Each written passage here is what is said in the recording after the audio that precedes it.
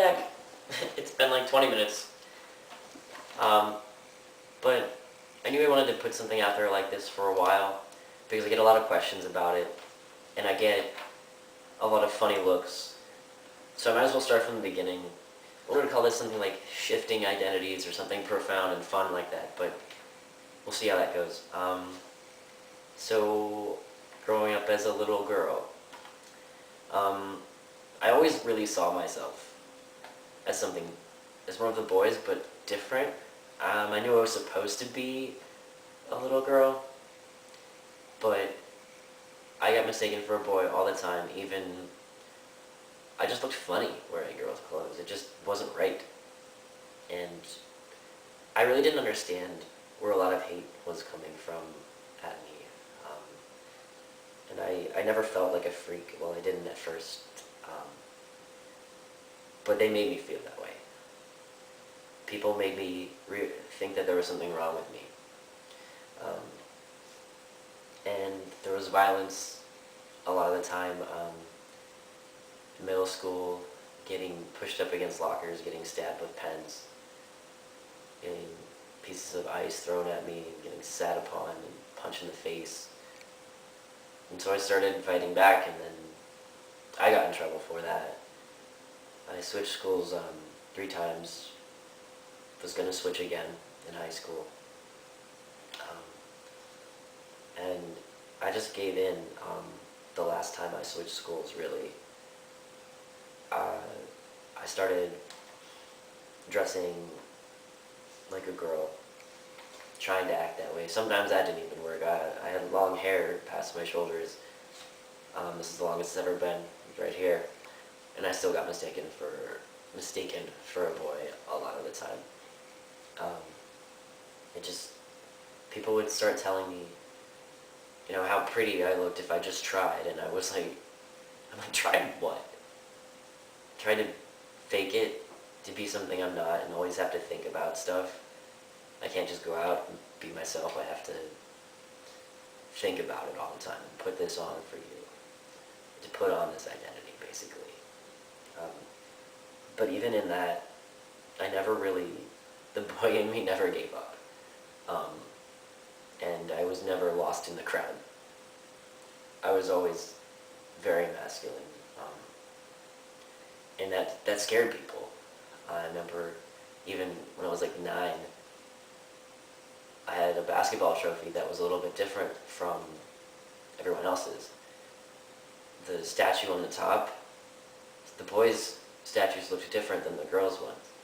But it was like the features from both were combined in the statue on the trophy that I had gotten. And I went to my teacher and I was like, my trophy is half boy and half girl. And she flipped out on me.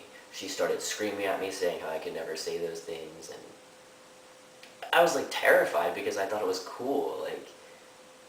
And then this woman who was like 6 feet tall and I was like this big, started screaming at me for it. And I don't know why I remember that so vividly, because I'd almost forgotten about it. But I think I will make another video about what happened to me growing up in more detail. But so I came to college as a straight woman, and I looked like a lesbian. But I never used the word lesbian to describe myself, ever. I was always just, I'm a tomboy, I don't really fit in to this, and as I got more involved with the LGBT group here, I started seeing people and hearing stories about maybe being trans, and I had forgotten about it for a while, until I started liking a girl. And even before I got to college, I was afraid to admit all the things I'd been looking at online, and things that I kind of was attracted to. And I never thought I was anything other than straight and maybe a weird woman, until I had to really think about it. And when it started all falling into place, when I came out the first time as bi, and the second time as trans.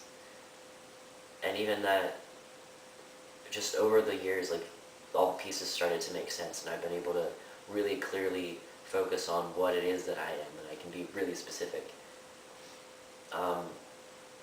And the whole point of that is my identity has completely shifted. Well, I did identify as genderqueer for a period of time before I transitioned. I now identify as male in gender, but that's a little more complicated to me. I don't believe in binaries at all. I think it's retarded. If you find that term offensive, I'm sorry. It's playing into the idea of sexuality, even, that being gay or straight, heterosexual, homosexual, that already presupposes that there are two sexes. And I don't really believe in that. And so I say I'm queer in that sense because I can't define myself as bi or gay or straight because those are meaningless to me. Heteronormative people, that's the way I describe everybody else. I don't describe a lot of them as straight. I mean, this is in my own head. I can't obviously use all of these words around people who don't have the foundation for it. But I'm queer because I'm attracted to people and the way their bodies match up with them and these whole combinations. It's the bigger picture. It's these emergent properties, if you know anything about science, that it's more than just the sum of the parts. Something else new is created at the next level. And that's the kind of thing that I'm attracted to. It's a bigger picture thing that can't be explained in just parts and bodies. And as far as my gender is concerned, even I say male, but I'm an FTM, and that's the way my gender really is. And still, there are so many components of gender that I use in my everyday life. I can be a certain kind of masculine one day and a different kind another. I can be really flamboyant, I can be butch, I can be all of these things, and they're different genders to me.